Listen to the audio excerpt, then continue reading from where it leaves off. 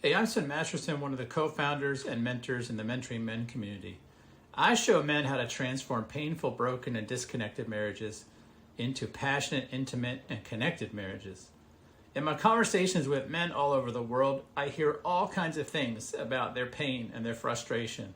Men, like women, oftentimes want one central main thing in their relationship. They want a sense of connection, but they're having a hard time finding it, and instead what they have is exasperation, frustration, arguing, the threat of separation, divorce, a constant barrage of ways they're not a good husband, etc.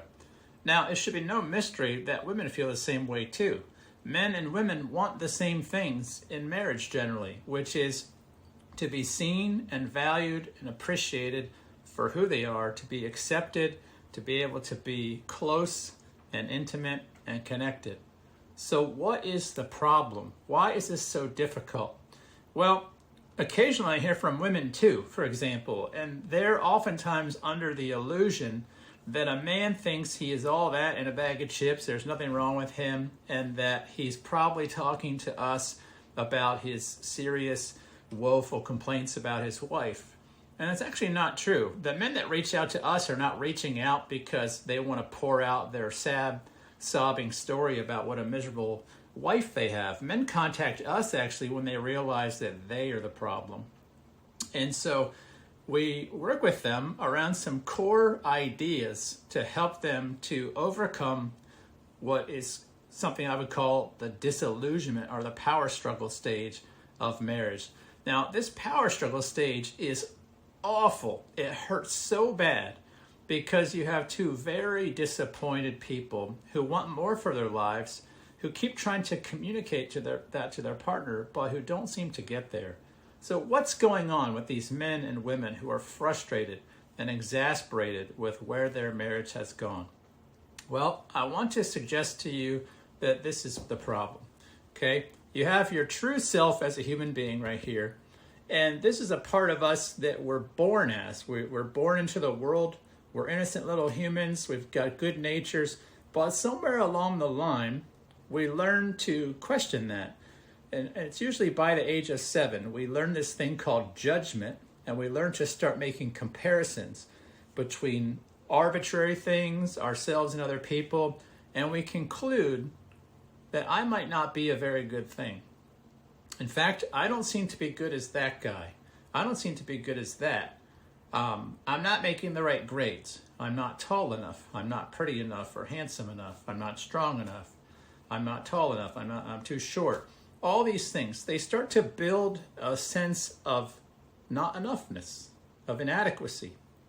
And that judgment leads us as children to start to reject this true self. We start to become insecure that the person we are is good. That's called shame. Shame, I'm not talking about the emotion of shame. I'm talking about the conclusion that who or what I am may be or is a bad thing. And so in our childhood, we start to build what I like to call the imposter. You might call this a facade. Some might call it the ego. And it is a series of stories that we present to others, believing that they'll like it and they'll approve us and they'll accept us and they'll essentially make up for the deficit we have in rejecting ourselves. Right? You see, down here, we come to conclusions that are very harsh. Conclusions like, I don't have value. I don't have worth. I don't have significance. I'm not worthy of love. I'm not smart enough. I'm not this enough, right? And so everywhere we have judged ourselves as having a deficit, we will look to someone outside of us to make up for it. For example, a man that does not feel very handsome will be a man that generally in life starts looking to see if someone in the world will think he's attractive. And so when that man locates a woman or someone else that thinks he's attractive, he will be gobsmacked, he'll be dumbfounded. And so part of him won't believe it, but another part of him will be yearning for that because he had already concluded that he's not attractive. This man is looking for a rescue from the true self within himself that he has denied and rejected. And this pattern exists in men and women. And when we get into a long-term relationship like marriage, we are filled with all sorts of subconscious beliefs about ourselves where we're not enough. And these manifest in trying to create this imposter that we present to our partner. We present imposters to our employers, to our friends, neighbors, colleagues, people in our religious institutions, people on the internet. It's not Instagram, no offense Instagram, is not Instagram just one big imposter thing where we show people the version of ourselves that we think is acceptable? It's all a big lie. This imposter is a lie. And yet we live in them. Now, why do we live in them? Because we're scared that this thing right here is not enough. And we try to sometimes kind of step out around the imposter, and it's harsh. It's a harsh environment. So when you get married in the disillusionment stage, you have a man with his imposter and you have a woman with hers. And yet, they have an authentic self. They have a person they want to be, but they're scared to death to be that person. That requires vulnerability. That requires intimacy. But if you've been married for any length of time, you know that when you try to be yourself, sometimes you get your hand smacked, don't you? And so this is what's happening in marriage oftentimes. You've got people who are trying to be a certain way. Sometimes they're trying to be an imposter. Sometimes they're trying to be their true self. And they're living with another person. Now, in marriage, what oftentimes happens is you're going about, you're being you, and your spouse just starts barraging you with their judgment and disappointment. All of the ways you're failing at life and as a human.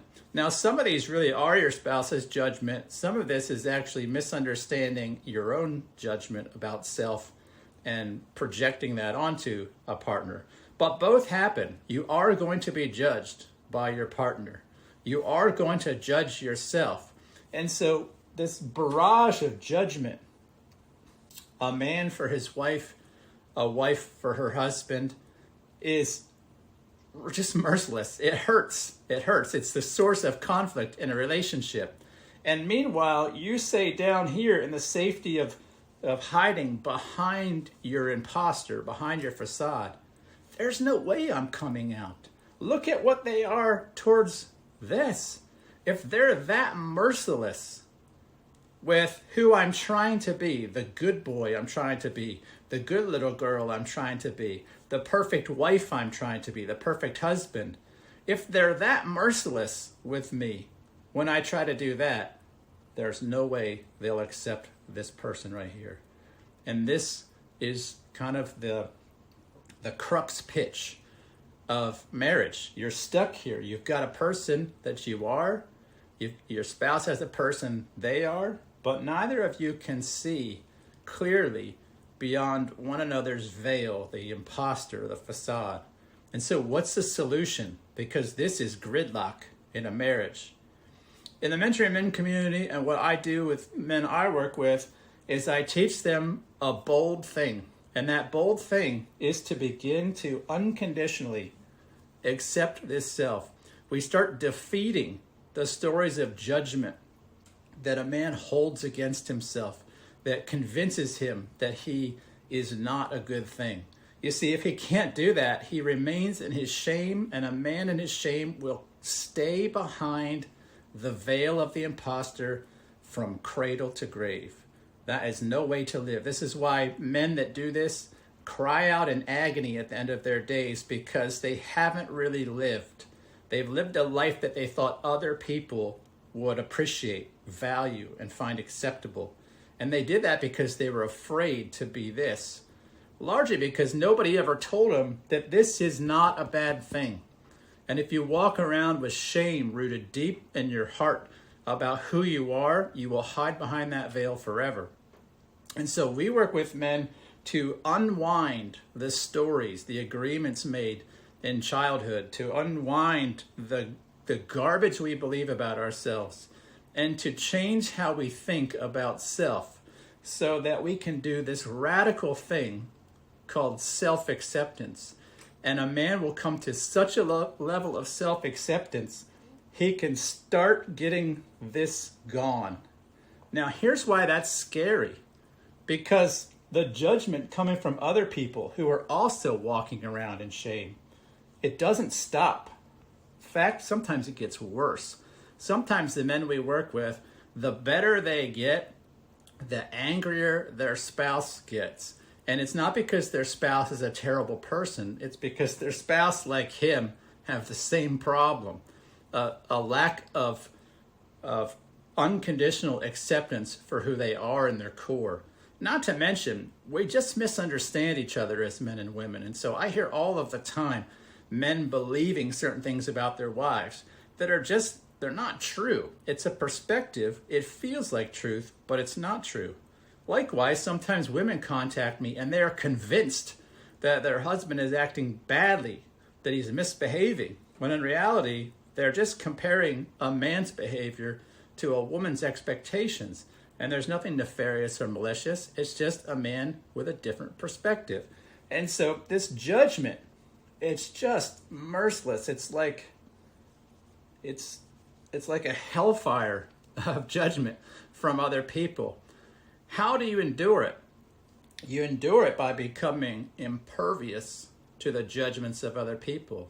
And the only way you can do that is by a blazing amount of radical self-acceptance to where you know that you are not a bad thing and you can endure the misjudgments of other people. Now, something happens when a man can do this, and it is hard to step into this place because this is an extreme level of vulnerability. And when you're trying to be vulnerable while people are accusing you of all kinds of misjudgments, it's painful, it's difficult. And this is where the power of brotherhood fits in. Now, if a man maintains that for a while, when people are hurling insults on him, when people are hurling misunderstandings, when people are hurling accusations, when they're sharing their pain with him, instead of losing himself and having an emotional experience getting caught up with this is too much to bear, he trusts himself. He has confidence. He loves himself. He appreciates himself. And he can hear the pain and judgment of other people without taking it personally. And this is a turning point in a man's life and it's a turning point in his marriage. Because eventually all this comes to an end when a partner realizes, you know what? Yeah, you've done some things in the past. Your imposter has hurt me before. We have some baggage. I have some contempt. And we got to let that go. And it's a process that takes patience and time and wisdom to be able to just process all of that hurt. But eventually, a partner can start letting go of this judgment. Why? Because one of the things a man does here is he lets go of his judgment on his partner. Because turns out, when you stop judging yourself, you stop judging other people. And so all of this starts to go away. And this invites a partner to feel emotionally safe because they can express themselves to this guy without it turning into a fight, without it turning him into Dr. Jekyll and Mr. Hyde. He can hear her complaint and her frustration without taking it personally. He can be present for her. He can have compassion and empathy and understanding because he trusts himself, he knows himself, and he loves himself enough not to get carried off by his partner's emotions. This process, is what I would call part of differentiation. It's learning the difference between you and your partner, and you and your partner's description and understanding of you. And it's learning to stand on your own 2 feet, aware of who you are, and allow another person to share their lives without getting sucked up into your insecurities and your frailties. And when a man does this, it starts to turn things around. It starts to create closeness and connection and intimacy because there's no more imposter there anymore. There's no more veil here of this false self that he hid behind in his attempt to get accepted and loved and valued and appreciated. And this is how you start to turn around a broken marriage. Now, I just gave you a very, very brief and oversimplified version of this. But I want you to know, if you're stuck in what feels like an endless standoff where you have tons of complaint for your partner and your partner has tons of complaint for you, it may feel like the only option is separation and divorce, but I promise you that's not it. It doesn't have to be that way. Now, it does have to be that way if one or both of you will not let go of your judgment and contempt. There's no path to intimacy that's paved with judgment and contempt. There's none.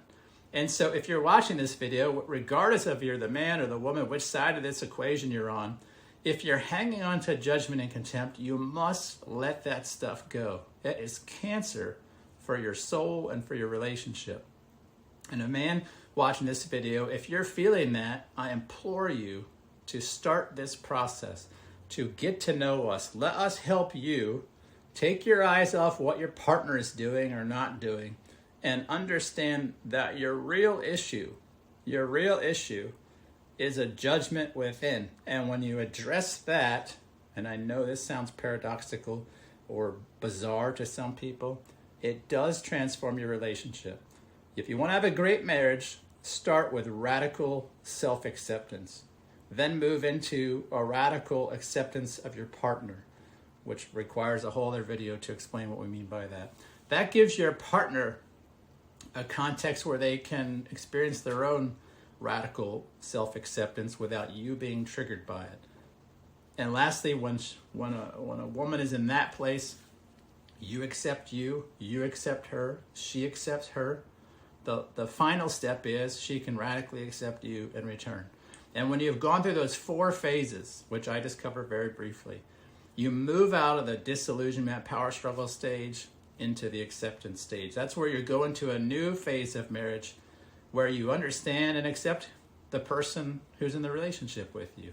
You've let go of the idea that they should be somebody else, that you should be somebody else. You aspire to grow together, but you've let go of the comparison of them in some imagined ideal that is really just creating a loss of joy for you, as Theodore Roosevelt says, right? The comparison is the thief of joy. And that comparison, it just fuels this whole thing. The judgment fuels the whole thing. If you want to have a terrific marriage, start there. If you're not sure how to get started in that process, I would invite you to reach out. If you're a man looking down in this description, you'll see a link where you can set up a complimentary call with myself or one of the mentors in our community. We can help you kind of understand this in more depth in a 60 to 90 minute complimentary session. If you're a woman watching this video and you might say, well, what about me? You guys are a men's community. You're right, we are. And the reason we do this is because sequentially, kind of the best way we have seen work is if a man goes first into this process, he creates a beachhead of sorts in the relationship where he creates this beachhead in that land of acceptance that he can walk into himself and he can invite his partner to. Now, maybe that doesn't feel like an option. Maybe you say, well, I know my partner is not at all interested in that. I would encourage you, still reach out, email us, get in touch. Let's hear what's going on, and we'll give you as much feedback and support and encouragement as we can for how to help the man in your life move forward into this stage. With that, I'll let you go. I'll talk to you soon. Take care.